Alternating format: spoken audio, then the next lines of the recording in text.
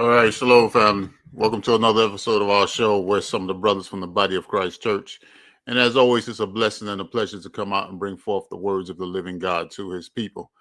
And as you can see, the topic we're going to be dealing with today is the Black Crime Industrial Complex.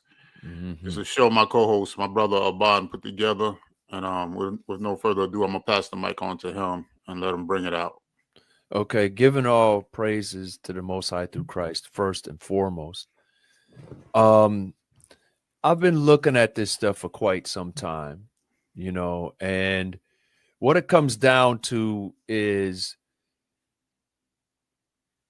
we're in a state of oppression. We think we're free, but we're actually oppressed. And it's very subtle. And one of the ways that people or other people have oppressed us is they have monetized our suffering. So they're getting paid off of our suffering, right? And they don't actually want it to stop. Okay, we can go to family court, the prison industrial complex. We can go to a bunch of different things, right? And look at how around everything that we do that we're caught up in, where we can say, hey, you know what, this is something the scriptures say we shouldn't do. When we do it and then the consequences come, other people, our enemies, have built up an ecosystem to manipulate us so that we keep doing it. But when the consequences come, guess what? They're going to get paid off of administering, everything that's happening. It's different settings. Okay, there we go. You're back. You had disappeared for a minute. And one of these things where they have monetized our suffering or monetized the consequences of us not following the words of Christ, according to as it is written, is fighting or intervening in crime. All right. Because when you look at it, they don't really want us murdering each other to stop. They don't want the hood to stop being the hood. There are resources there that could stop it, but they don't want to stop it. They just want to make it look like they're fighting it so that they can keep getting federal, state, county, local funding and pay themselves for claiming that they fight it. All right. So I want to go into one thing right quick, how crime is underreported. And it's just an internet page I want to pull up right quick. And I just typed in this stuff real quick, because there's tons of websites that show this, and the one thing about it is it showed when you can see here, I just went to Google and I typed in crime underreported in major U.S. cities, right? So this is the AI overview. So it went and scanned a whole bunch of websites and gave me this summation answer. Yes, crime is consistently underreported in major U.S. cities due to two primary factors. Crimes are not reported to the police, especially sexual assault and petty theft. And the petty theft goes with the so-called soft on crime. District attorneys in some cities would say under $900 or $1,000, they're not going to prosecute it. So it's not reported as a crime. All right. And some police agencies misreport data or are inconsistent with reporting to the FBI. So when you look at this ecosystem that they've built around us not keeping the commandment of thou shalt not kill, thou shalt not steal, right? And other commandments, right? Love your neighbor as yourself. right? They're going to underreport crime to make it look like their programs that they're getting paid to run are actually working when they're not. All right. Mhm. While the FBI's National Incident-Based Reporting System aims to collect more detailed crime data, participation is voluntary, and only about 80% of law enforcement agencies have reported to it, leaving large populations uncovered and leading to incomplete and potentially inaccurate statistics. All right. Here we look at that. Oh, look at this. Isn't this where the president was talking about going to? I'm going to look. Here's some reasons for underreporting. Well, we know victims sometimes they don't report to the police because they don't trust the police. They don't want to be embarrassed. All right. Or they believe that it won't make a distance. But here, police misreporting. Some police departments, including those in New York City and Chicago, have been found to have a history of misreporting crime data to the FBI. And there was one city, I think it was either Philadelphia or DC. It came out in a news article or a video on the news that they were saying they were reporting murders as car accidents. Mm. All right. And then you got people saying, hey, this stuff is false. And they're saying, no, these people are racist. No, that's not what's happening. Okay. And the FBI relies on voluntary participation from law enforcement agencies to collect data through the NIBRS system. When agencies don't participate, their data isn't included and the overall picture is incomplete. So that's the thing. And I got an example I want to go into on. It's another video, another web page right quick. And we could keep that screen up. I'm just going to go here. All right. This happened the same day as the transgender dude shooting where he shot up that church. Did you hear about this? This is their local news channel. Of course, they're going to report it. But did the black on black or brown on brown or whatever crime, mass shooting, because a mass shooting is 4 or more shot, regardless of how many die. This happened the same day, a couple hours later. And here you got the police chief talking about it, but this didn't go national. And in a lot of situations, they don't want this type of crime to go national because they don't want an uproar about it where they have to stop it because they're getting paid to, quote unquote, fight it with social justice programs. When you look at the LA mayor was talking about, there was riots and a couple mass shootings earlier this year. She was like, what we have to do is we're not going to send the police in. We're going to put more social workers and justice and, intervention programs in there. And we need federal funding to do that. Why do you? And then Jasmine Crockett, she just said the other day, the police are not there to fight crime. They're there to solve crime after it happens. Because they're all angling to get money for social programs to so-called fight crime in our neighborhood, especially while I got people on video saying, or we got people on video, all praises, saying that, listen, 95 to 99% of the stuff they get goes to renting buildings, keeping the lights on, dinners, private flights, cars, houses, and stuff, and high salaries. And only 1 to 5% of the stuff goes to actually fighting the crime. Because if they cleaned up the crime in the city, their income would stop. And they actually use our people as front men to maintain this ecosystem that doesn't want to actually help us stop killing each other. You froze up for a minute. Okay, I thought because the stuff I had heard something in the background to stop.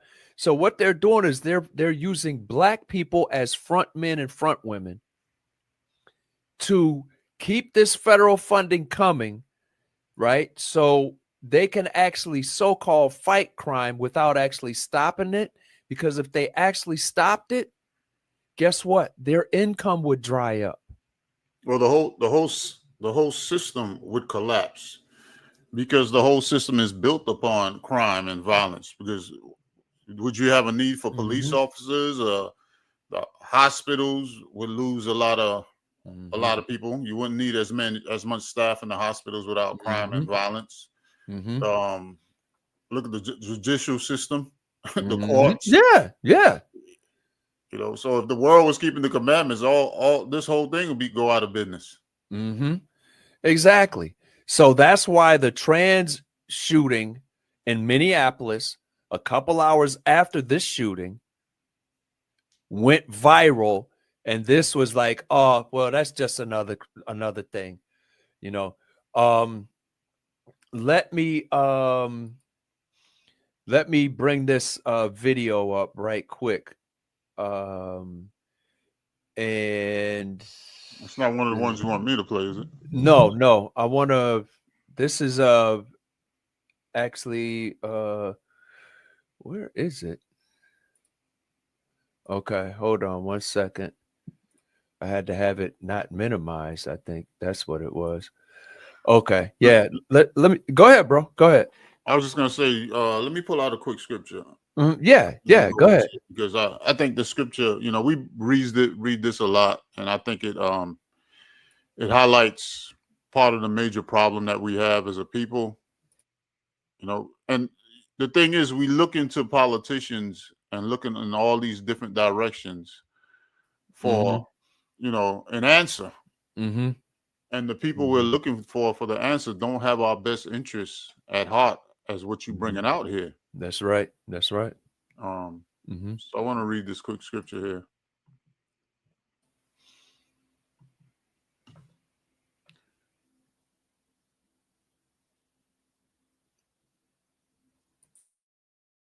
You just froze up.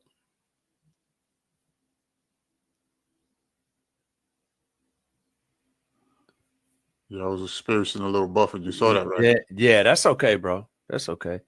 So this is Luke 19, starting at verse 41. Luke 19, verse 40. Basically taking you back, because we always say that we are the people of the book.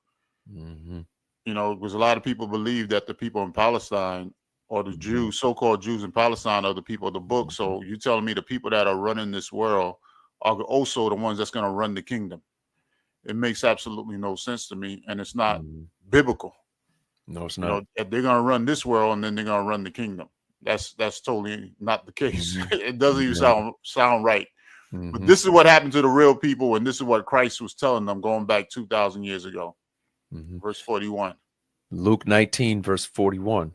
And when he was come near, he beheld the city and wept over it, saying, if thou hadst known, even thou, at least in this thy day, the things which belong unto thy peace, but now they are hid from thine eyes. So he's looking at the city because he knew the city was going to fall. It was going to be destroyed. The people were going to be scattered. The people were going to go into slavery, and they were going to be discontinued from their heritage.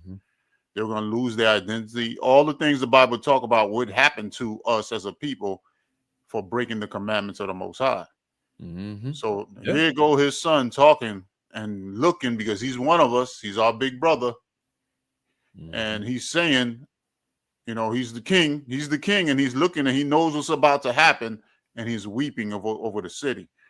And he's telling us, look, if y'all knew what pertained to your peace, and that's what we're seeing, we don't know what pertained to our peace. You know, even 2,000 years ago, and even as it stands to this day, man, we're looking all in the wrong places to find out how do we get peace? How do we rebuild our people back up? So read on down to verse 44, and I'll leave it there. Okay, Luke 19:43 and 44. For the days shall come upon. You want me to read 42? Yeah. Luke 19:42, saying, if thou hadst known, even thou, at least in this thy day, the things which belong unto thy peace, but now they are hid from thine eyes.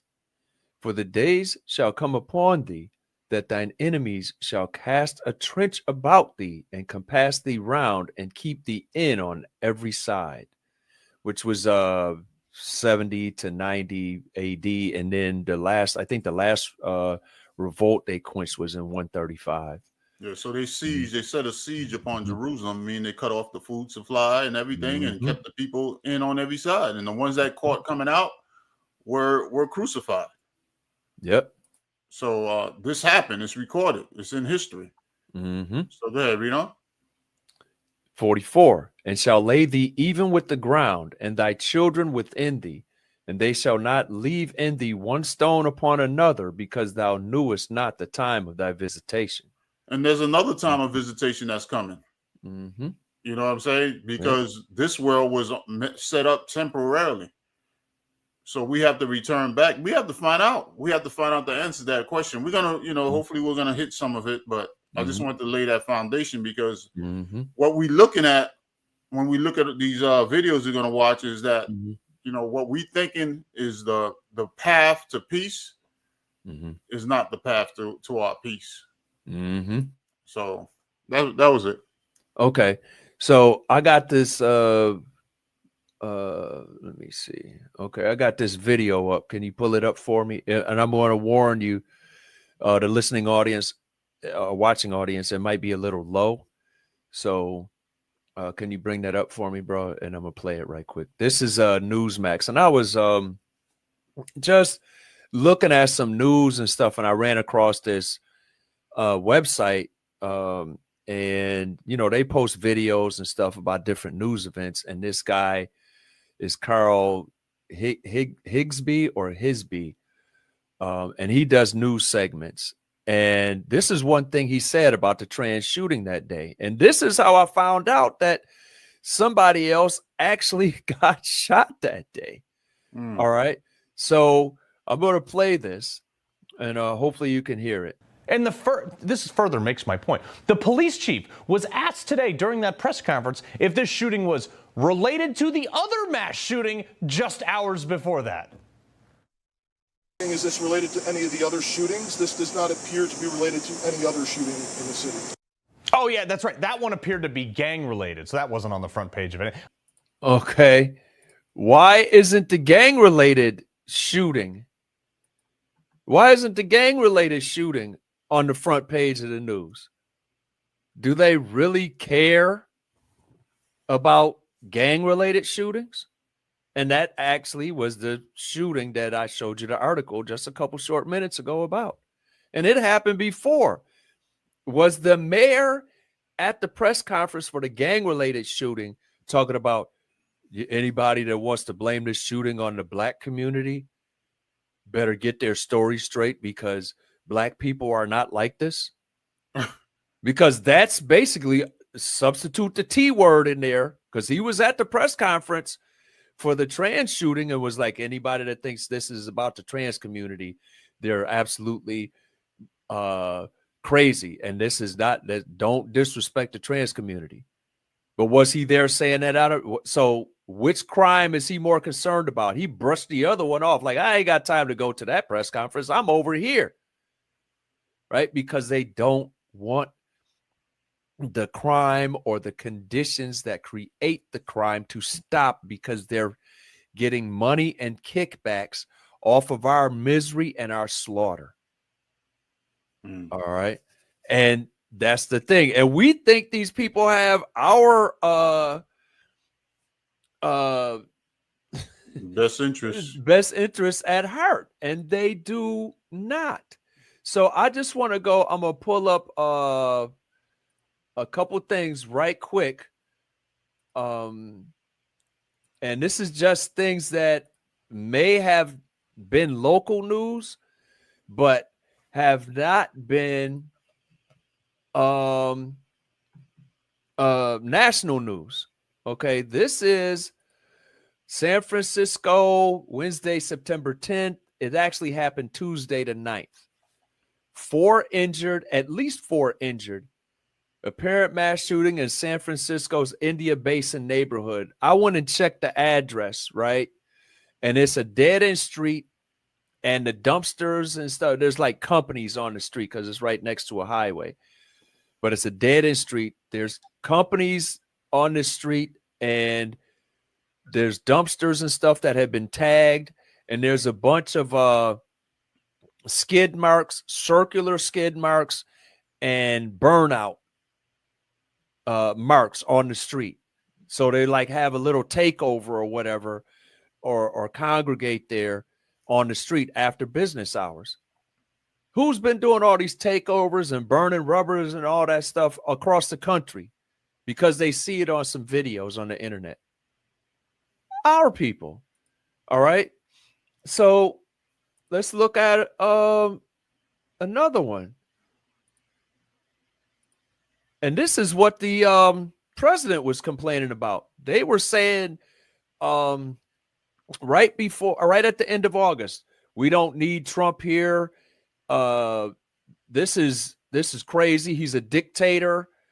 But oh yeah, more than 50 shot in Chicago over Labor Day weekend. It was 55 shot. Let me look and see. It was 55 shot and 7 dead over Labor Day weekend, with 2 mass shootings. 5 people were shot early Monday morning in the second mass shooting to occur in the Bronzeville area over a Labor Day holiday weekend that saw 55 people shot citywide, 7 of whom died. Right? Is that national news? No. Interesting. Let me see. I'm going to look up something else. That's fine for them. That's fine. They don't have a problem with that. Yeah. How much Black death is acceptable? Black and brown death. Look at this. This past weekend, September 6th to 7th, right? September 6th to 7th, 2025, 18 shot, 6 fatally in weekend gun violence across the city. Across the city, not just in the Bronzeville neighborhood where there were 2 mass shootings within 24 hours the previous weekend on Labor Day.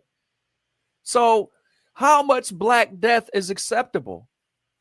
But here's the thing, in Chicago, in 2024, last year, when crime was off the chain, they brought in the National Guard to protect them from the crime while they had the Democratic National Convention. But now the president is talking about, listen, we got to stop all this crime. I'm going to bring in the National Guard. We're going to clean this city up for y'all. And they're like, absolutely not. You're racist. You're a dictator. So, and they put it on the news but they don't want you to remember, that they bought the National Guard in to protect them and their politicians and their money from crime. But when it comes to the actual Black and brown people that live in Chicago, no, we don't need a National Guard. They're in a war zone. And it's not like no crime happens Monday to Friday. They just keeping tabs on the weekend crime. They underreporting or not reporting the weekday crime that happens in Chicago. And remember, the AI review on Google, underreporting happens. What were the cities it listed? And you can go to other websites, but it tells you New York, Chicago, LA, Philly. It was happening in DC. All right. And you got people on the internet, if they'll let you see it, that live in Chicago saying, please not only come and clean up the crime here, but get rid of the mayor and governor. All right. Because they're both caught up in scandals. And the people that's on the side of this, the Democrats or whoever they are, they talking about get rid of the billionaires and stuff because Trump is one, but they won't say get rid of the billionaires when it comes to the governor of Illinois because he's one. So, and why are we caught up in this madness? Like you said just a couple short minutes ago, brother, this system would collapse if we would come back to the Most High through Christ and stop killing each other, because the commandment says thou shalt not murder.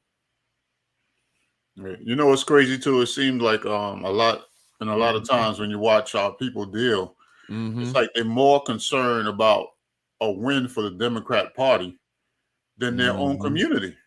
You know what I'm saying? It's like Democrats, and I'm not bigging up Republicans or Trump because I don't give a damn about neither one of them. They both wicked as hell.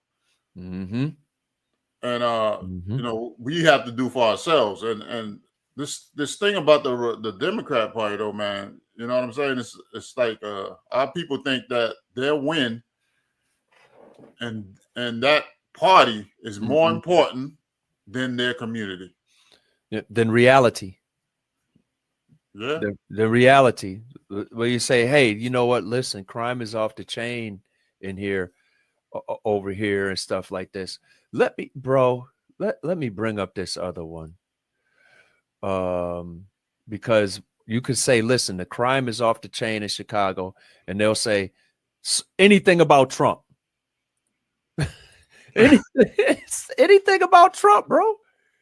Anything about Trump. Pull this one up because it's his fault.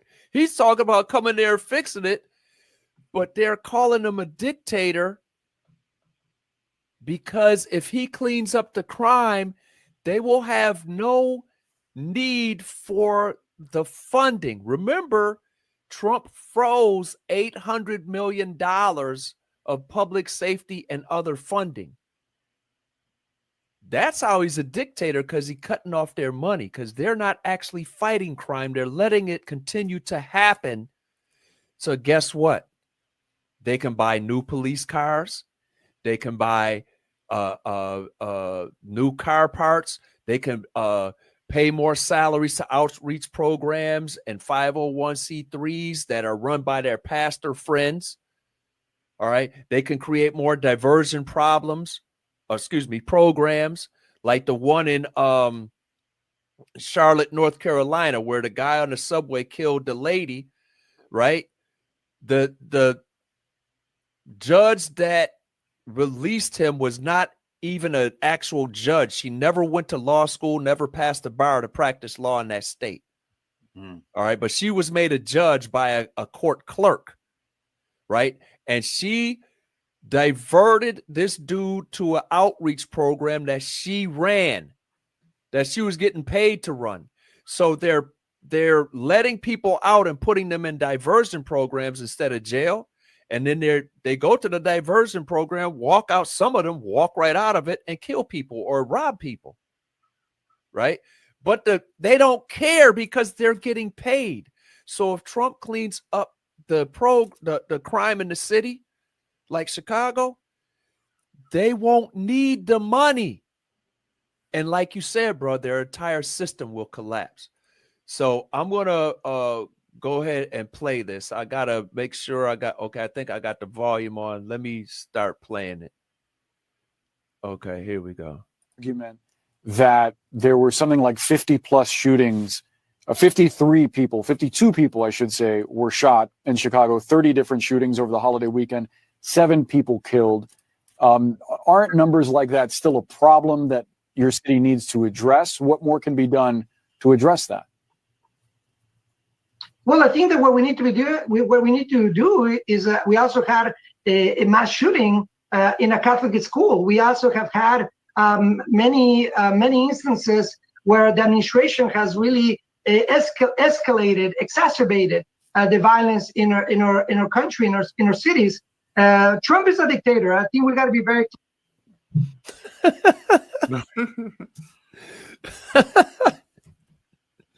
How is he a dictator? Because he gonna cut their money off. That's how. That is absolutely how he gonna cut their money off. That's how he's a dictator.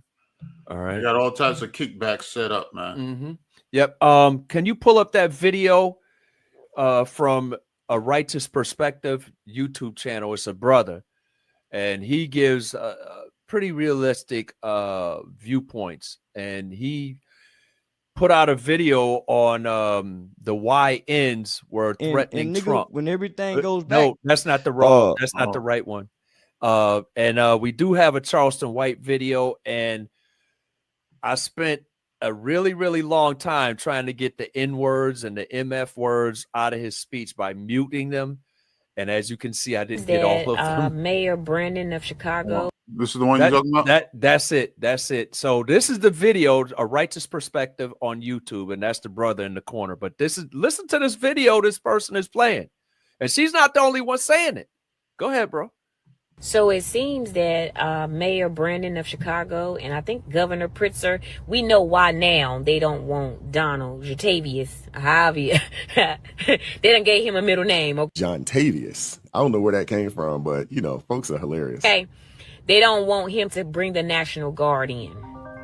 Okay. Chicago, the leaders keep saying, we don't want Donald Trump here. We don't want the National Guard here. I find it actually ironic because when y'all had the Democratic National Convention, you called in the National Guard. You wanted them to protect you during your convention, but not regular Chicago people. Okay. The reason is because if they allow Donald Jatavius, I think that's how you say it. I'm sorry, y'all. I've been watching this other girl, and she done gave him a whole name, and I love it. They don't want Donald Trump to come in there with the National Guard because if they clean up the crime, Chicago will lose $800 million in federal funding for crime programs. That's why they don't want Donald Trump there. It's all about the money. All you got to do is follow the money. I say this about everybody. Follow the money. The money is going to lead you to the reasons why. They do not care about nobody in Chicago. They care about themselves, okay? They only care about protecting themselves because the people that's dying ain't dying on their street, okay? Ain't dying in their neighborhoods. They dying in black neighborhoods. Black people are dying. Black babies, black women. People are losing their kids, their nieces, their nephews, their aunts and uncles. You know what I'm saying? All because Chicago's leaders want to keep $800 million from the federal government. Yeah, it's always about the money. And that's what Brandon Johnson asked for because they did freeze it. But that's the thing that he asked, like, is there any way that you would? He was like, yeah, send us our money. Send us the money that you froze so they can continue to, launder it and spend it on everything except for stopping the violence that's going on in these communities. How many years have to go by and how many people have to tell you that Democrats don't care about poor people? They don't care about black people. They don't care about Hispanics people. The only thing that they care about is getting their money and maintaining power. That's it. And the sooner people realize that, the better off they'll be. Facts. Yeah. So, but the Republicans are racist. That's their main weapon is racism. And they perpetuate racism with that weapon. Their lies, because a lot of things they say is made up and false because that's how they get votes. They push the civil rights. They're the mouthpiece of civil rights. And a lot of it is false. And it's because of these lies is why you see that young girl stabbed in the neck on that subway. Yeah, exactly. Yep. And they can actually stop the crime and control the crime. We were talking yesterday, and you was like, this dude in New York City back in the day when you was living there, he shot a cop. The police came in and shut down everything until they found that guy.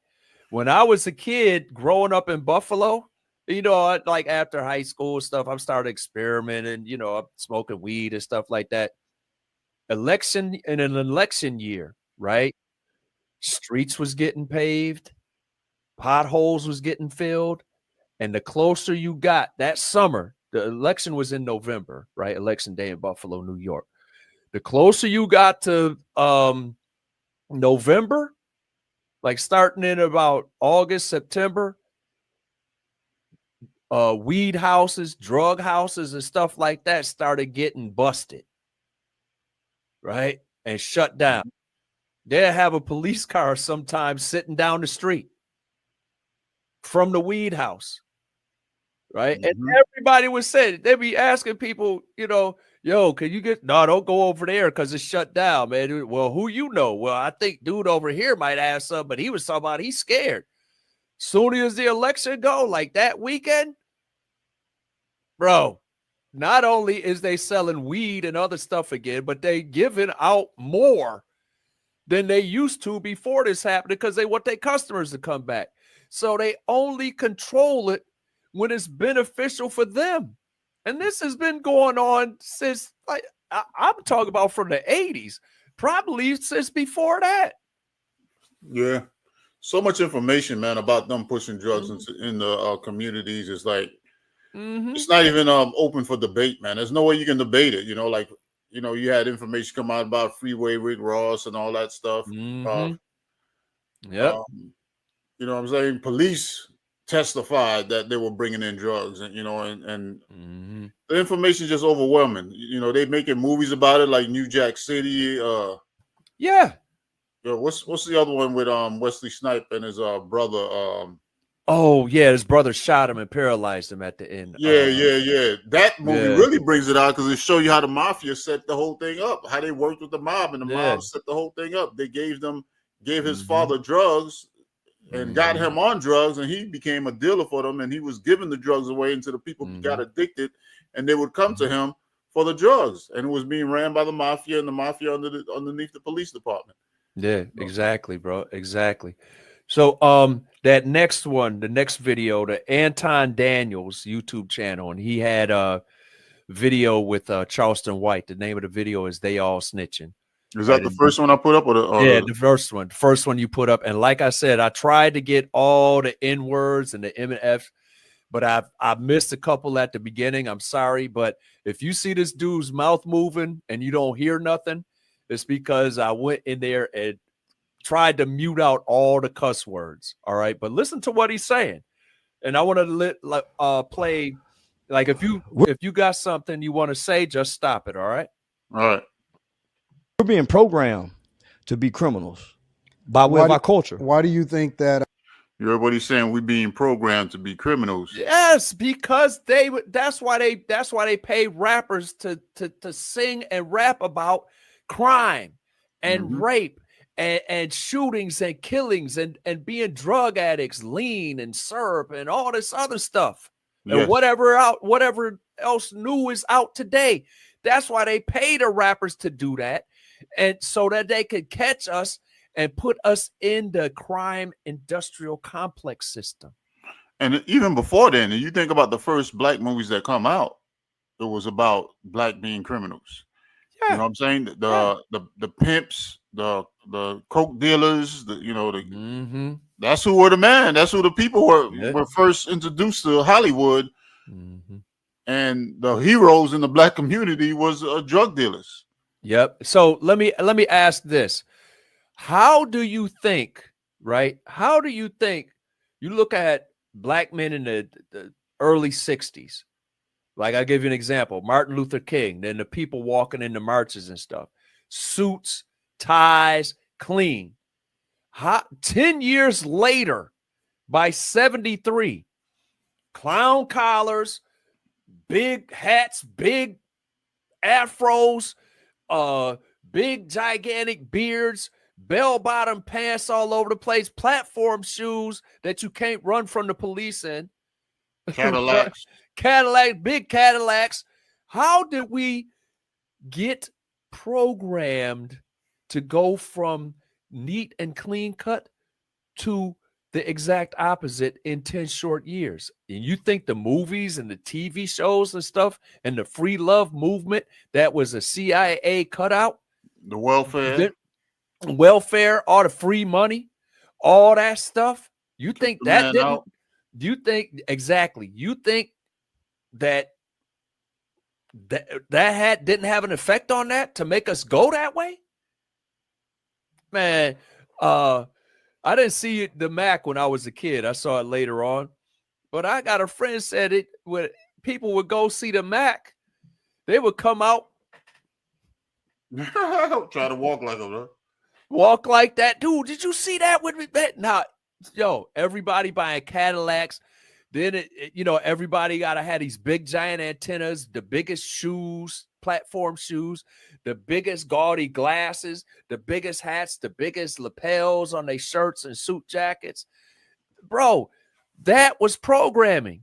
Then the programming moved to, because guess what? After they took the father out the house, which was a Lyndon B. Johnson, the Great Society, took the father out the house. Now the father ain't there to put no restrictions on it. So now they can start coming with the hip hop and the rap, to program the violence, to program the drug use, program the murder. And it's a thing where, like, even Richard Nixon is quoted as saying in the 70s, before he got dethroned, he was like, listen, you cannot expect these people in these inner city hateful conditions to not grow up and have hatred. But that was by design, because we're programmed to kill each other. That was it, bro. Go ahead with the video. Remember who was one of the biggest drug dealer movies? What's my man? Say Hello to My Little Friend. Scarface, big influence on hip hop culture, everything. They love Scarface. What was that dude? Frank White, the dude from the Vietnam movie where he was playing the suicide game, Russian roulette, in prison, and then he got out. It's the dude Christopher Walken. Remember, he was the drug dealer too. Yeah, Yeah. So those two movies, and I'm not talking about the blaxploitation movies, they had an effect too, but those two movies in the 80s going into the 90s, they had an effect. Matter of fact, when the Boondocks came out, they had a poster for Boondocks. Riley was in a suit with his braids and everything. He's sitting in a chair like Scarface was, and it had Scarface across the top. Right? And then you look at Biggie, the rapper that stole somebody's whole style, dude from the Deep South. He's talking about Frank White. He's Frank White, that movie. Mm-hmm. Talk what? The 10 Crack Commandments? You don't think this stuff had an effect on our people? We're being programmed by these people to commit these crimes so that they can have outreach and intervention programs to get paid off of the results of us listening to their influence instead of the Most High in Christ, according to as it is written. Mm-hmm. Hey, scripture, evil communication corrupt good manner.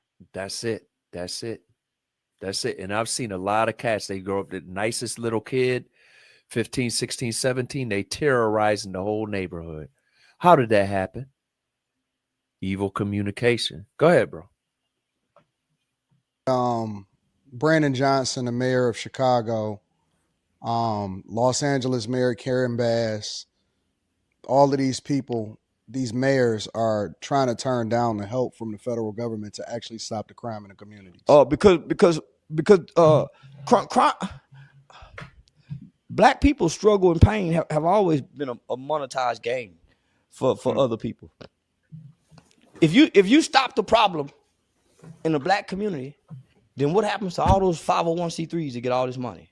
From Goodwill to DAV, the Boys and Girl Club, the black churches, all these motherfucking 501c3s that get all this money to help funnel, shake, control. What happened? This is how you control. You need these problems to control. And what do? You monetize the control. It's called control chaos. You know what? One of the things that he does speak on a lot, and he just got off of MSNBC, Brandon Johnson, the mayor of Chicago, is he keep talking about these forming more community groups, asking for $800 million more dollars. Everybody who wants to help the black community is somewhere asking for somebody to get him some money. So let me just say this. So I learned a lot. So I would go to DC. I had my own 501c3. I had youth programs. I had curriculum that I had created. I had an organization of over, at the time, it was 43 men who had all committed murder when they was children, had served 18, 19, 20, up to 28 years from crimes they committed when they was children. So we was going to DC to get juvenile life without parole abolished. So we got like 2,000 guys in America. 800 was in Angola. One of those guys who eventually ended up being released from us working on this law, me and him are friends today, a guy by the name of Edward Brown. They call him E Solid. So homie, I'm on Facebook trying to spread this law, but I'm dressed up. I'm not cussing. I ain't smoking weed. So I'm learning a lot as well. So what I realize is nonprofits were created during the civil rights movement. And how I learned this is the Annie Casey Foundation is the 501c4 in Washington, D.C. Nonprofits were formed during the civil rights movement. Why? Because when they came in with this, and black people, the majority of black people didn't want to integrate. They just wanted to be left alone. Stop getting drunk, riding somewhere and seeing if you find somebody walking home from work or walking by themselves and beating the crap out of them. Just leave us alone. You don't like us? We cool with that. We over here. We got our own community and businesses and all that. Y'all don't like us? Stay over there. That's what most black people wanted. But no, they paid the Marxists. They paid the black frontmen to integrate into the white neighborhoods, leave our own businesses and go shop at their business, right? Which put our businesses out of business and made us more dependent on their system. All right. So now, not only that, you got these nonprofits outreach programs that's getting federal money to help us solve the problems from us deciding as a people to go be like people that don't like us. Go ahead. Now he's talking about the Annie Casey Foundation, 501c4, head of all dispersing all the funding or whatever. Go ahead. See, that really controls all this $1 billion grant funding going out through America. So most people, man, if you got a backing by the Annie Casey Foundation, you get money forever. So I actually met the executive director of the Annie Casey Foundation like around 2012, a guy by the name of Bart LeBeau. So I stayed at Bart's house for like 2 days, just traveling the country, doing speaking engagements, and doing all kind of trainings. Homie, they was grooming me to be a bad. So Bart had gave me this book that's called The Revolution Will Not Be Funded, and it's written by the Women's Jewish Council. So the Jews wrote this book. Hold on. And it breaks down. And we're going to talk about that. Go ahead. The 501c3, which is the nonprofit industrial complex. In the prison and industrial complex, how is the nonprofit industrial complex? So nonprofit does nobody any good except the people that's running it.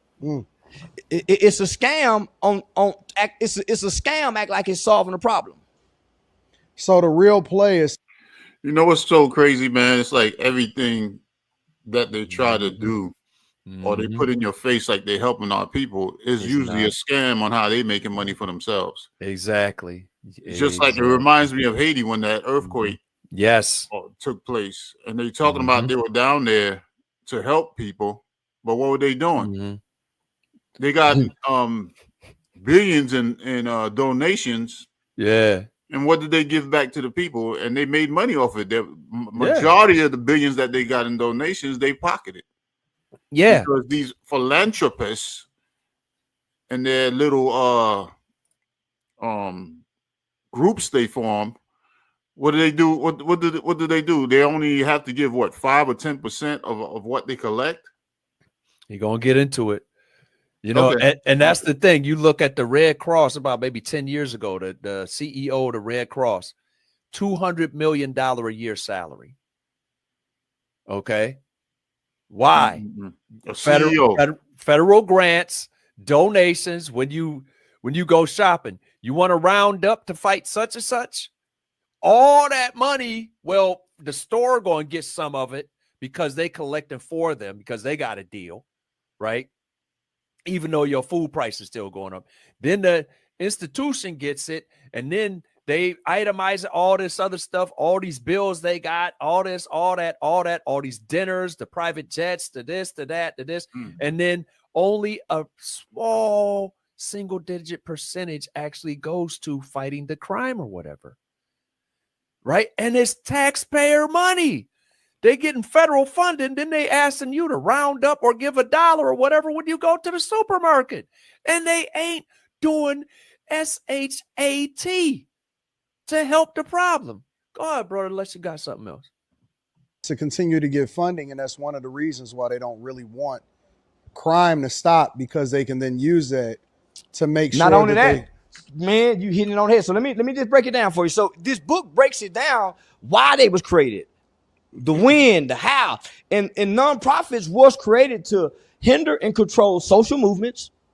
Hinder and control social movements. That's why your Democratic Party is always saying, hey. Hold on. So what happened when, for example, the Black Panther Party, the Black Panther Party was stepped on and grounded, laid level with the ground, like the scripture in Luke said? What happened when that? Oh, they had a free breakfast program. Oh, yeah? Well, guess what? The government came out with a free breakfast program in the hood. And guess what they was doing? Giving federal funding to people to supply schools and other daycares and stuff like that with free breakfast. You see how that works? Now they can shape and control what we eat. But the Black Panthers, they was like fruit and good food and stuff like that. Now you go to a free breakfast program. If you know anything about food, you'll be like, I don't even know if I want any kid to eat this. You know? Yeah. So, but they getting paid to do it. But it was volunteers in the community, and they was getting donations from other places, right? To help the kids on their own. They don't want us helping ourselves on our own. They don't want us sustaining ourselves. They want us dependent. And that's why he was saying, whenever you see these cats, these politicians talking about, we got to get more money, he's going to go on from there. We need more funding for this to hinder and control this movement over here. Say, hey, we want to make these people independent and strong. To hinder and control social movements. Yeah. To funnel money for the rich. That's why the first thing they say to do, get your LLC to nonprofit. You're sending this money over here. Who you going to put on the board? Your friends and your buddies who you know in the community got a little power. They're going to be able to get you to fund you. So you're going to have a working board members. That's why they say don't put your family members. You're going to get prominent people who know other prominent people. That's your working board. Hey, I'm a board of directors that sits on hype about hype. He's great kids. So they're going to get the money. So they all go funnel money down here, which actually comes back over here. So this book highlights the fact that 95% of nonprofits spend almost 95 to 99% of their fundings, donations and grants, on keeping the lights on, furniture, the car, the trips. They go hire their mama to be the CEO. They go hire their other girlfriend to put people in family in these positions and pay them a salary and find a way to re-itemize the money. Yeah.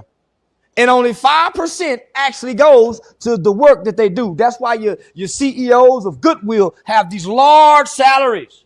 That's why these people sit on these boards of American Airlines forever. That's why the church got in bed with the state, because church and state are separate. Yeah. Okay, true what he's saying. That goes right back to what I was saying about like the Hillary Clinton Foundation that was supposed to help Haiti out. They gave you like 5% of the money. Where all the other money go? No, they didn't even give 5%. They dug 4 foundations for houses, and like they started like putting floor plans and stuff in 2 of them, and they got like $6-7 billion or $4 billion, something like that. But guess what? Dude from the Fugees, the group, the Fugees with Lauryn Hill, Yeah. Praz, I think he ended up going to jail behind that, or the other cat ended up going to jail about the little bit that he scanned. And these cats out here talking about they stole all this money from Haiti, right? And talking about, I got hot sauce in my purse, and y'all think she should have been president. Even Haitians was going out voting for her. Yeah, they was going after her. It's the brainwash that we under, man. Yeah. While they're making millions from our pain and suffering. Exactly. So that was that for that clip. Oh, you want no more? No more. Okay. So now play the other one. Man. Oh, you want it from what we had started before, 1 minute and 20 seconds or something like that? Yeah, I think we could start there. Go to the beginning and let's see where that one is. Oh, I thought you wanted from the middle. No, I was saying that was where it was low at in the middle. All right. And you can go hold up. You can go to Anton Daniels. He got a YouTube channel, and this was in the video he had with Charleston White. I think it's called They All Snitching. And the other brother is a Righteous Perspective. He's also on YouTube. Okay, so go ahead, bro. Most of our crimes, most of our communities are what? Crime ridden, drug ridden. Stop. So Stop. That's the terminology. They need the drugs and the crime in our community so they can put in these grant applications and stuff to get this money, to get themselves paid, and then sprinkle a little bit back in the hood. So they're getting not rich, they're getting generationally wealthy. Because this has been going on for 60 years, from the 60s, from Lyndon Johnson, the civil rights movement. From the 60s, let's say it took them a decade to get started up. From the 70s, this has been going on at least 50 years. They are generationally wealthy off our and other people's tax dollars. By keeping us dependent on them when we should be dependent upon the Most High through Christ, because they say, thou shalt not steal, thou shalt not murder. It is better to die than to beg. Different scriptures like that, right? We would, if we came back to the Most High through Christ, we would collapse their system, like you said earlier. Go ahead, unless you got something. So they providing us with false hopes. Yes. Hope and change. How'd that work out? They moved in transgenders in front of black people with your black president. How'd that work out? Because you believing in false narratives. Go ahead, bro. Our funding is coming through public safety for gang intervention, crime prevention, crime intervention, because we just don't want to prevent. We need you, community, social organizations, to help us crime intervention. This so shit the is crime a racket, intervention. bro. So not only that, so then you got the funding coming to the schools for the after school programs. Yeah. Your Title IV school funded, that some of your public safety money is going to go because we got problems after school that commit crimes. You got Planned Parenthood. You got all these five. That's why everybody said, man, I'm going to give me a nonprofit. Yeah. To come eat out this pot over here, homie. So California, just think about what that lady just said. We're going to put more because they can't justify all this money they're getting. Yeah. So they need to make these, they need to create SWAT to go do this. They need to create situations where they have to send SWAT out to justify spending this money because it's just sitting there, homie. You know why? For the most part, black people don't know how to go use it. So guess what they saying? Hey, listen, we've been having $200 million for the hand, come get it. But you don't know the people downtown to go apply for it. You don't know the grant language. You don't know grant writers. So guess what they do? Hey, we can send some of this money over here. The judge will create a program, a new diversion program for the court. We'll put some of this money over here. Hold on. That's what happened in Charlotte. The judge, who was not a law student, never went to law school, didn't pass the bar, got appointed as a magistrate, was running a diversion program. This dude had been arrested 14 times. In and out, in and out. He made a promise to her, listen, I'm gonna be good. And she put him in her diversion program that she was getting paid to operate. And he went out and killed that woman on that train. All right. And then called his sister or somebody and was like, yeah, I took her out because she was white. I hate white people. The white people is paying that woman to let you out on the street so you can go do more crime, but you hate white people? What? Yo, go ahead, but because you watch mainstream news, man. Yo, this dude, and people say, no, he cursed and he do this and got all this flashy jewelry. The dude was a darling. He was going to be one of the next big speakers. They was about to fund this dude, and he was like, you know what? He actually went and got laws changed to get some of our people out of jail. All right? So he was like, listen, I'm not reaching the people because I got on a suit and tie. They're not listening to me. So he went inward. Soon as he went inward and keeping it real, right, with the jewelry, the cursing, the N-words, all that, the people that was going to make him a darling, and he'll tell you in the interview, they put him in a mental hospital because they thought he was overdosing on drugs or out of his mind or something like that. He was like, no, I'm tired of playing this role for y'all. I'm trying to reach the actual people on the street. Because y'all, I see how this stuff works. Y'all don't care about the people on the street. And I do. So I'm not messing with y'all no more. That's why he went into this character that he got right now. And he'd tell you, because he saw how it works, and he saw all the money that was flowing, millions and billions of dollars made and profited off of our not obeying the Most High through Christ according to as it is written. Go ahead unless you got something else. I got a lot, man, but I'm gonna hold on. I'm gonna hold off. So it's just literally a racket. But if you solve the problem, now we got to reallocate this money. These jobs is taken away. So they don't really want to solve the problem. Homie, you talking bureaucracy? That's crazy. What we're talking Hold on. The deep state.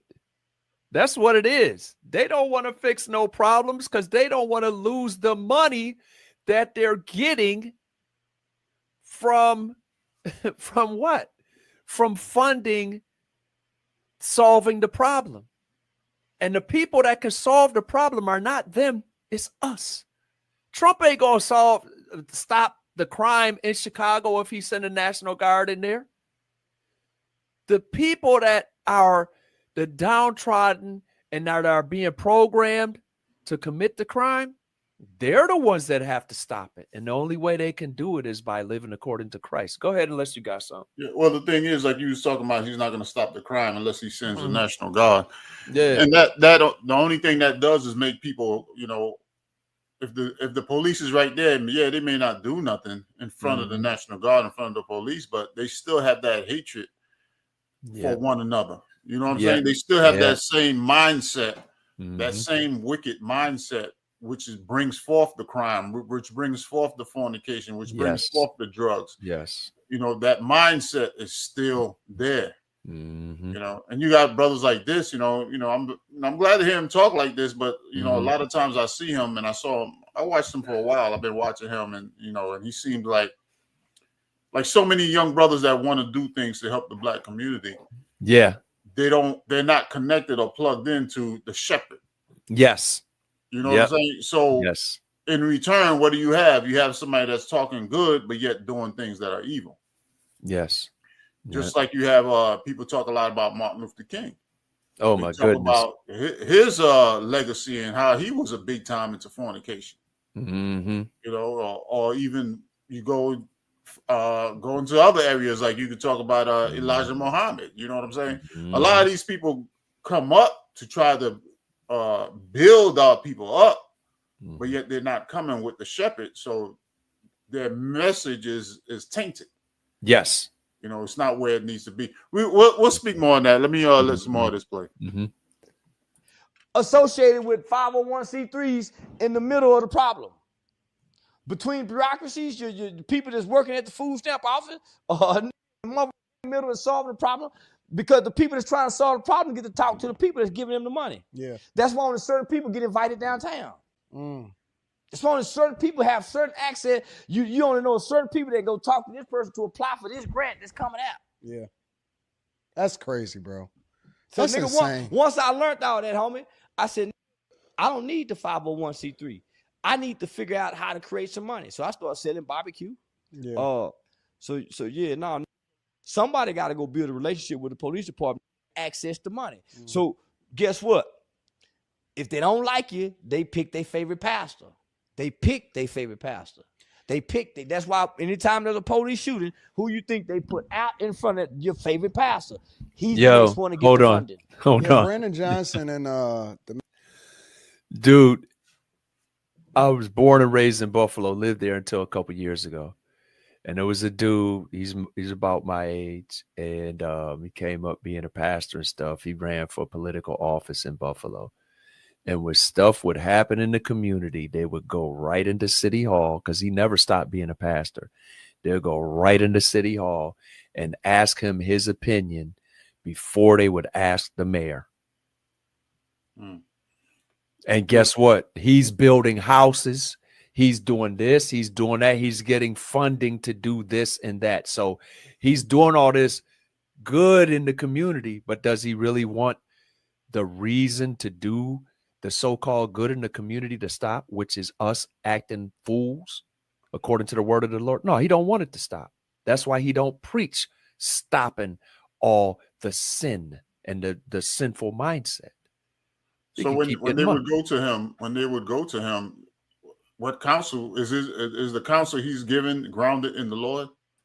No, because as we talked about before on either this or our platform, I was telling somebody else, this dude, they talk about they have retreats and stuff with this funding, and there'll be all kind of stuff going on at these retreats. And this was the dude allegedly that told a man that was looking at a woman that was separated from her husband. They was taking a break. And he was like, yo, I want this woman, but she's still married. And the dude told him, God wouldn't want you to be unhappy. Go get her. So does he want to? So now what if that dude, the husband, goes and assaults or worse to that guy that's committing adultery with his wife? Now he ends up in jail. Guess what? More funding for the jails. Oh, you know what? I'll build a halfway house over here for people like that. They get more funding. So where is the care and the compassion for the people according to the real Christ of the Bible? It ain't there. It's not there. That's why they picked the favorite pastor to come out and give an opinion or a speech or calm the people. One time in my city, it was a crime wave, and the county executive called all the pastors into a meeting and said, y'all better start preaching thou shalt not murder, because if this crime rate don't drop, y'all funding is gone. And guess what? They came out of that meeting to a black-owned radio station that me and the other brother that's on this channel, we would go to and do a radio show. And we walk in there one morning to do our show, and it's like every pimping pastor is at this radio station, and they talking and all this stuff. Like, what is going on? And, somebody needed healing or what? We wondering. We get out. One of the people that worked there at the radio station tells us, yeah, the county executive told them the crime rate in the hood better drop or y'all losing y'all funding. So they here having a conference trying to figure out what to tell the people. They wasn't going to tell them thou shalt not steal because the law is done away with, though. So how you going to work your mind around that and still be able to get money from these people and get this funding from the government. That's what they do. They've been doing it. It's at least 50 years. Black preachers was competing in writing sermons to promote abortion in the 70s. It's in a documentary called MAAFA 21, Mafa 21. It's still on YouTube. Go watch it. They've been, and like Charleston White said, the church organizations, to get that money, they get in bed with the state. How you gonna get in bed with the oppressor? Mm-hmm. But this is the thing. He telling y'all, peep game. They don't want y'all to stop. And he's going to go into the solution, but according to his tainted understanding. Well, we know the solution is follow Christ. Go ahead, bro, unless you got something. Yeah, well, you know, like you said a lot about the pastors, man, because like the scripture said, they take counsel, but not of me. Yes. So the counsel they're giving is not really coming from the Most High, but it's coming from their own vain opinion. You know? And that's why the Most High in the scriptures, when he talked about, you know, if we wanted a king, that we had to choose one among our brothers. When you really look at that, it's not just saying one among your brothers, but it's talking about somebody that's going to follow him and his instructions. Yes. To be the leader. Because they had many kings that were not following his instructions, and he had to have them removed. But the ones that were following his instructions were the ones that was exalted. So the point is, our leaders not only have to be of our own, but have to be someone that's following the instructions of the Most High. Yes. And that's something we don't do because we ourselves don't know the instructions. So how are we going to know to pick the right leader? Like the scriptures talk about false prophets. Many false prophets shall arise. And how are you going to know? You're going to know them by their fruits, meaning the things that they're doing. But we don't know that because we don't know the word. We don't know the Bible. We don't know the Most High. We don't know, you know, we're not plugged into our power. And that's the whole problem. But we'll hit some more on that. Let me finish playing this. Mayor of Chicago always talk about he working with the church. He working with the church. They get that's money talk. That's slick money talk. Anytime you got the pastor with the city official, it's money talk. And he was doing that during the migrant crisis too. Money talk. That's crazy, bro. It's crazy. Because our government, homie, is so much funding involved in this. Homie, it's so much money. Yeah. Homie, so much tax write-off, man. Okay. So when we look at that, it's like, you know, what is the deal? I want to bring this up right quick. Let me see. Hold on a second. I got a couple of scriptures too when you get a chance. Okay, I'm gonna bring this up right quick. Two things real quick. Yeah, this is, I want to bring this up first. Okay. And then something else right quick. This is the book he was talking about. Okay, I just searched for the name, right? And then I think this is the 3rd or the 4th edition or something like that. It may not be the original one. But it's talking about how to get money from the government. And when you look at the puppet strings. Yeah. like he said, they use the nonprofit organizations, the NGOs, non-governmental organizations that receive funding from the government to shape and control social movements. So that's how you went from our people in suits and ties in the 60s to clown collars, platform shoes, and ostentatious clothing and behavior in the 70s. To zoot suits, everybody dressing like the time in the early 80s. To the 90s, you had people dressing in like somebody 5'7", 140 pounds, wearing 3X pants. Right? Don't forget the 80s when Run DMC came out and everybody was wearing Adidas with no laces in them. Right? To skinny jeans. Right? That, bro, all of this stuff is programming. All of this stuff is programming. And then, you know, with the dumbing down, so to speak, and the Common Core math, and all this other stuff. But a lot of this stuff is funded by the government through pass-through organizations, right? The crime intervention and stuff like he was saying. It's insane. And I want to, right quick, one more, last one, then I'm going to let you go. Hold on one second. I had to bring it up first so it would see it. It doesn't see stuff that's not minimized. So I'm going to bring up, here it is. I'm going to bring up a review of this book, and I just want to read it right quick. And let me see, I get it bigger for the viewing audience here. Okay. This is what it says. $1 trillion industry. The U.S. nonprofit sector is one of the world's largest economies. That means people are building careers off of this. Wow. You have outreach programs in the prison industrial complex, the black crime industrial complex, the family court industrial complex, all right, and other ecosystems that are under this umbrella that are built up upon us not obeying the Bible.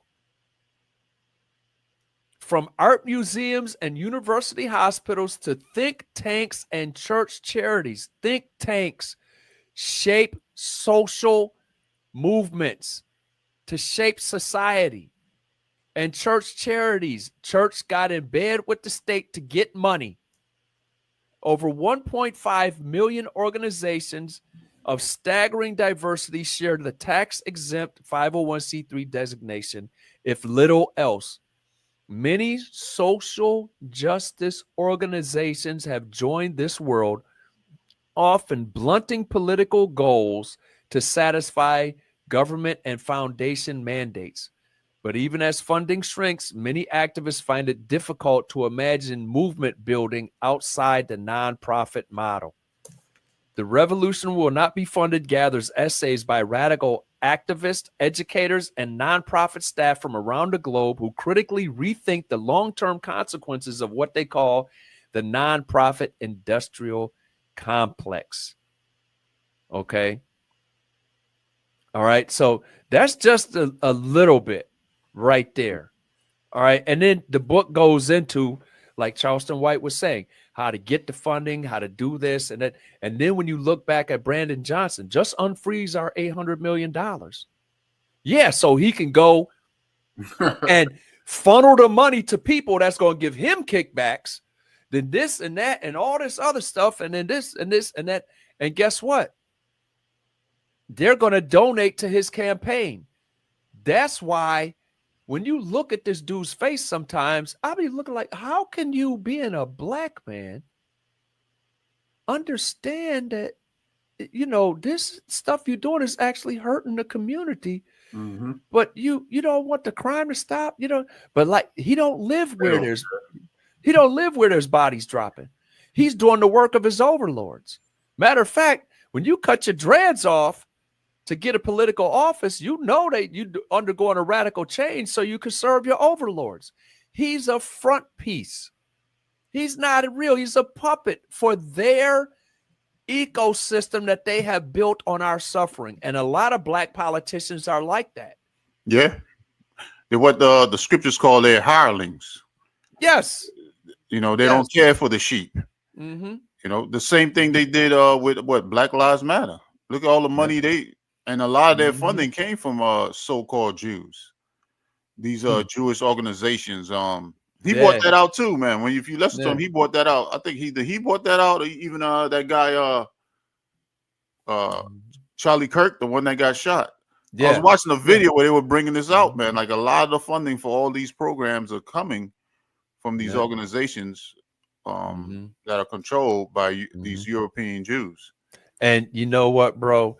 The thing about BLM is there was a woman who's connected to Mayor Bass in LA, because she was part of this organization that helped this terrorist group along. But there was a woman that actually set off a bomb in the Capitol building that was pardoned by Bill Clinton, that was on the board of advisors for BLM, showing the outside influence that BLM was under. They was, when they first came out, they was talking about removing the man from the matter of fact, they didn't even mention men. Yeah, but he was not supposed to be in the family, and they were talking about trans rights on their website. Then it blew up and they had to change it a little bit. But the Wayback Machine is there, so you can see what they was really talking about. They were doing the work of their funding overlords because they didn't want to not be able to afford those mansions. Yeah, well, she even said the leader of them that she was trained to be a Marxist. A Marxist, yeah. A Marxist, yeah, sorry about that. And Karl Marx, another European Jew, which was a Satanist. Yep. But she was trained to be that. And the Marxists, if you understand, they're all about the destruction of the society. Yes. You know, and they're against the nuclear family. Or they're for homosexuality and all that madness going on. And our people don't, we don't research nothing, man. We just go headlong. They put it on TV. They push it. They say it's good. They put it in Hollywood. They say it's good, and we suck it up like it's candy. Yep. But like Christ said it best, man, where he talks about those that come in that are hirelings and that really don't care for the people, the sheep. When he said the sheep, he's talking about his people. They really don't care for you.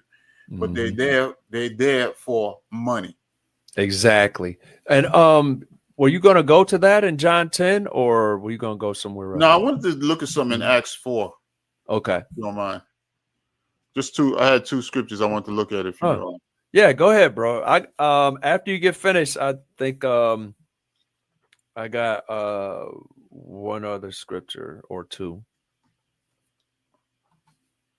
All right, let's go to let me pull up Acts 4. Something's going on with this. Oh, here it goes. Acts 4, start at verse 11. Because we was talking about these guys, a lot of times they step up and they sound good what they're saying, but they're not plugged into the sheep or to the shepherd, should I say. They're not plugged into him and his instructions, but yet they want to lead the people. And then when you listen to them talk, you find out, you look at their fruits, you'll find out they're big time fornicators. Yep. Or doing things that's really that's not of good fruits for the leaders that's supposed to be leading the people back to Christ. Because that's what he spoke about pastors and stuff like that. Well, pastors supposed to be leading people back to Christ, or leading God's people back to him. That's Isaiah 49:5 tells you that. So let's check out this right here. Acts 4 verse 11 and 12. Acts 4 verses 11 and 12. This is the This is the stone which was set at naught of you builders, which has become the head of the corner. So you're talking about building our people back up. People talk about, we should get a city, we should get our own town, we should get our own city, we should get this. Well, before you can do any of that, we have to be built back up mentally and spiritually as people. You know what I'm saying? And our mental state is destroyed. That's why you have people killing each other and the crime rate is off the chain, because you're looking at a people that's mentally and spiritually destroyed. That's why they're doing these things. But the things they're looking at isn't the remedy. That's why we read that scripture in Luke 19:41 down to 44 when we opened up, talking about we don't know what belongs to our peace. What belongs to our peace is us returning back to our power and following his instructions. But the thing is, they set him at naught. They don't want him. That's why it says, this is the stone which was set at naught of you builders, which has become the head of the corner. I mean, he's the one that, in order to build this nation back, he's the chief cornerstone. You ain't building nothing without the chief cornerstone. You want to build it back up, you need him. But y'all setting him at naught. No, we're not dealing with Christ. They're coming with this Christ. Go ahead. Now, we're not coming with the Christianity fake Christ. We're talking about the real leader that knew you was falling as a people, and that's made a way back for you to come back to your power and come back as a people once again. So go ahead, read on. Acts 4, verse 12. Neither is there salvation in any other, for there is none other name under heaven given among men whereby we must be saved. So when we look at Luke, the first chapter, it talks about how he would deliver us from the hands of all our enemies and them that hate us, which is what a lot of people are trying to do. You know what I'm saying? But there's no other name under heaven that's going to do that. It has to be done through him. Our deliverance and our upliftment and our building back up as a people, whatever, which way you want to twist it, you want to look at it on a worldly level, cardinal level, spiritual level, it's all coming through him. There's no other name under heaven where we're going to be built back up and set back up as a people again, as a strong people again. It's all under him. So next scripture I want to pull up real quick is I want to go to First Peter's. And when you read First Peter's, the first chapter, the first verse, he tells you who the letter he's writing this to. It's to a particular people he's writing his letters to. But let's look at it. First Peter's, the second chapter. It's funny you're going over this because I'm not going to go into it that heavy now, but I was putting the scriptures together to do a class on this. We can do part 2, bro. You know, about us coming back as a people again. So start at verse 6. First Peter, second chapter, verse 6. First Peter chapter 2, verse 6. Wherefore also it is contained in the scripture, behold, I lay in Zion a chief cornerstone, elect, precious, and he that believeth on him shall not be confounded. And it's talking about, okay. He said, behold, I lay in Zion. Zion is a people it's talking about. It's talking about a particular people when you read that scripture. And that chief cornerstone, elect and precious, and he that believe on him shall not be confounded, because we are confounded, man. That's why all this stuff he talking about, people don't know about this. People are putting their hopes on a system, and the system is manipulated and set up for their destruction. Exactly. And to make money off your destruction. Yep. It's just like how they do the pharmaceutical industry. Yes. You know what I'm saying? It's like, we go so many avenues of the way this system operates. It's operate to make money, but it's not really operate for your good. That's why Christ said money is the root to all evil. It's not that money's bad. It's that people are doing all kind of evil for money. It's the love of money is the root of all evil. Yes, the love of money. 1 Timothy 6. Thank you. And a lot of these cats that's into politics, that's into medicine, into a lot of different fields, man, they love money and they will kill you to get money, to make money. Yep. As horrible as it sounds, it's a fact. Yeah. So let's read on. Verse 7.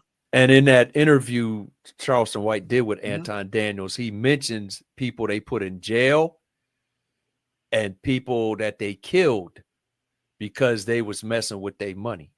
Yeah. You know, and our people don't know a lot of it, but yet they putting their trust in the system and they're confounded, man. They're like, yo, what's going on? I don't understand. And their neighborhoods are getting worse and worse and worse. Yeah. Each year, you can take a picture of your inner city tomorrow and come back 5 years, 10 years and take another picture and you'll see, did it get any better? The answer is no, it didn't get no better. But a lot of people got richer. Yep, exactly. So 1 Peter chapter 2, verse 7. Unto you, therefore, which believe he is precious, but unto them which be disobedient, the stone which the builders disallowed, the same is made the head of the corner. See, he's the head. You can't do nothing without him, but you have to listen. But there's a majority out there, according to scriptures, that are disobedient. They're not going to listen. We read it last week when we went to was the Thessalonians, the second chapter, where it talks about they didn't believe in the word. They trust in deception. Yes. Yeah. You know what I'm saying? Even Isaiah 28 talks about which I wanted to read, but I'll read that some other time. We'll bring it out on how this is the rest where you may cause the weary to rest. And this is the refreshing, but they will not hear. Why? Then you read on, it talks about because they trust in falsehood and lies. But the one that they need to return back to for their salvation and for their deliverance and for their upliftment, and for their knowledge and wisdom and to rebuild their families and to rebuild themselves as individuals, they reject him. They disallowed. Go ahead, read on. 1 Peter 2, verse 8. And a stone of stumbling and a rock of offense, even to them which stumble at the word, being disobedient, whereunto also they were appointed. See, and a stone for stumbling and a rock of offense. Because when you look at Christ, man, a lot of people, man, how they stumbling? Oh, Christ came, we don't have to do it. You stumbling at the word. The word don't say Christ came, you don't have to do it. How's they stumbling? Because of Christ, everybody saved now. It's no longer Israel. That's not what he said. He didn't say that. He didn't come. You're not bringing out the reason why Christ came. Luke, the first chapter, brings it out. Yes. Yep. You know what I'm saying? Luke, the first chapter, brings out a lot of places in the scriptures. It brings it out. But y'all not looking at it. Y'all looking at it and making it into a bunch of different things. Oh, because of Christ, we got to do Christmas. Christmas is because of Christ. No, you stumbling. Oh, Christ came, now I can eat unclean foods. What? You're stumbling at the word because you're not getting the right information of the word. You're getting false information. You're getting false teachings. You're getting false doctrines. You're getting scriptures being manipulated and twisted because Christ never said that. Y'all bringing out things he never said, so y'all stumbling at it. Y'all stumbling at the word instead, the same word that's supposed to be uplifting us up and building us back up. Y'all making it into all different type of other things. And what, like the scripture said, whereto they were appointed, because the Most High has shut up the ears and hardened their hearts of a lot of people, man. Yep. They're appointed for destruction. So yeah, read on. I want to let me wrap it up real quick. Yeah, go ahead. 1 Peter 2, verse 9. But ye are a chosen generation, a royal priesthood, and holy nation, a peculiar people, that ye should show forth the praises of him who hath called you out of darkness into his marvelous light. See, but ye are a chosen generation. That's what we are. Those that believe on him, a royal priesthood, a holy nation. That word nation, that's where that word nationality comes from. Nationality. Yes. People read that and think that it's not talking about a nation, but the word is in there, a holy nation. It was prophesied in Exodus that nation will be a nation of priests again. But that nation, like we read, Christ said, he looked at the city and said, if you would know the things that pertain to that peace, but to this day, you don't know it. So what are you looking at? You're looking at politicians. You're looking at what they were looking at back then. They were looking at Caesar. They were looking at the Romans and all that. Yep. Caesar is our king. Exactly.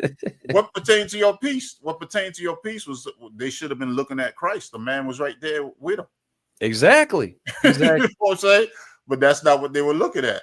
And to this day, they're not looking at that. So they stumbling, they confused, they into all kind of madness when they could be a chosen people once again. He's calling you out of the darkness, but men love darkness rather than light. Yeah. Verse 10. 1 Peter 2, verse 10, which in time past were not a people, but are now the people of God, which had not obtained mercy, but now have obtained mercy. And this is the thing, man. We have obtained mercy through Christ. Isaiah 53. Yes. We have obtained mercy through Christ, man. So we're supposed to be a people again. We're supposed to come back to our culture, come back to our identity, come back to our traditions, which is him, his information, that wisdom, that knowledge, that understanding is what we have to come back to and be a people, be united as a people again. But we don't want to. We want to Egyptology, Africa, the ancestors, the mothers and the fathers, and all this different madness, man. When we have to come back as a people under him. So even all of us brothers, so he's speaking now. Prior to him gathering us, and he's speaking and saying we still at the phase of not being a people, man. How's that? Yeah. How is it when he came and died for us to become a people again? Why? Because we don't believe. That's right. We don't believe. Right. We don't believe in him. We believe in our own selves. We believe in these politicians, and they're leading us right into the pits of hell. Don't give two craps about us. Mm-hmm. That's right. So that was it. Go to Revelation 18 right quick, bro. And just read verses 1 through 5 when you get it. Okay. Okay. Mm-hmm. Revelations 18. Mm-hmm. Because I wanted to, I'm not going to go. I wanted to go to Revelation 7 because it shows that as soon as we get that faith sealed up in us, in our foreheads, in our minds, our mindset is right, that kingdom will fall because the angels are holding back the destruction from the earth, waiting for us to get right so that they can change this system of things and do away with all this madness. Right. But that's Revelation 7, 1 through 3. But right now we're in Revelation 18. Read 1 through 5. Okay. And after these things, I saw another angel come down from heaven, having great power, and the earth was lit with his glory. Mm-hmm. And he cried mightily with a strong voice, saying, Babylon the Great is fallen, and has become the habitation of devils, and a hole of every foul spirit, and a cage of every unclean and hateful bird. If that ain't the world today, I don't know what is, with America at the forefront. Go ahead. For all nations have drunk of the wine of the wrath of her fornication, and the kings of the earth have committed fornication with her, and the merchants of the earth are waxed rich through the abundance of her delicacies. Through her funding of their programs to go do their sin, not just here, but around the world. Read on. And I heard another voice from heaven saying, Come out of her, my people, that ye be not partakers of her sins, and that you receive not of her plagues. That's the message. We showing you the game, peep game, right? Understand and come out of that madness. Go ahead. Yeah. Trusting in her. Yeah. Just like he said the same thing about Egypt. He said they want to go down to Egypt and trust in horses and trust in chariots. Yeah. But would not ask of me, won't come and seek me. Yeah. But you're seeking the Egyptian military and the Egyptian general and the help from the Egyptian empire. And they want to cover with a covering, but not of my spirit. That's right. That's right. And that's when we lose. And that's when we become not a people. So read 4 and 5 of Revelation 18. Okay. And I heard another voice from heaven saying, Come out of her, my people, that ye be. He's still talking about a people. So when we in Revelations and people talking about he ain't got a people no more. Yeah, right. Okay. Okay. What's your 501c3 pastor with all that federal funding and stuff? He told you that? Yeah. The one that told you don't have to keep the Sabbath and told you to, you can do Christmas and eat unclean foods and all this things that are contrary to the words of the Lord. Exactly. Yeah. Go ahead. That ye be not partakers of her sins. That's part of her sins. Yep. And that you receive not of her plagues, because there's a judgment coming for her. Yes. Yep. For her sins have reached unto heaven, and God has remembered her iniquities. So they have a long history of iniquities. They don't have pages and pages of criminal history. They got books, tablets and books and like stacks of libraries of crimes they committed against not just only the world, but especially our people. But that's why people want to save them, though. The same people who they're looking for to save them. So now let's scroll down to verse 17, because remember Revelation 7, 1 through 3 says, as soon as we get right, the destruction is coming. So how quick is this system going to change from one of wickedness to righteousness? Verse 17, for in 1 hour. What? In 1 hour. Okay. So great riches is come to naught. You said it earlier. If we would just obey the Lord according to as it is written, their system would collapse. They're getting all this federal funding for crime intervention and prevention, and they're getting generationally wealthy off of our sins. But if we would stop sinning, all of that is going to collapse. So read that again. Verse 17, Revelations 18, 17. For in 1 hour, so great riches is come to naught, and every shipmaster, and all the company in ships and sailors, and as many as trade by sea, stood afar off. Go ahead, one more. And cried when they saw the smoke of her burning, saying, what city is like unto this great city? Because they had city states back then, right? And they were coming out of that into empires. So what it's talking about is this empire, this system of things, this Babylon in the last days, which we have been in since before Christ came, right? They're talking about that destruction. As soon as the people of the Lord get right and come out of her and stop thinking like her, stop accepting her oppression, stop accepting the BS that they feeding us, in 1 hour, that system is going to collapse. Not by us. That's above our pay grade. That ain't our job. The Most High in Christ is going to take care of that.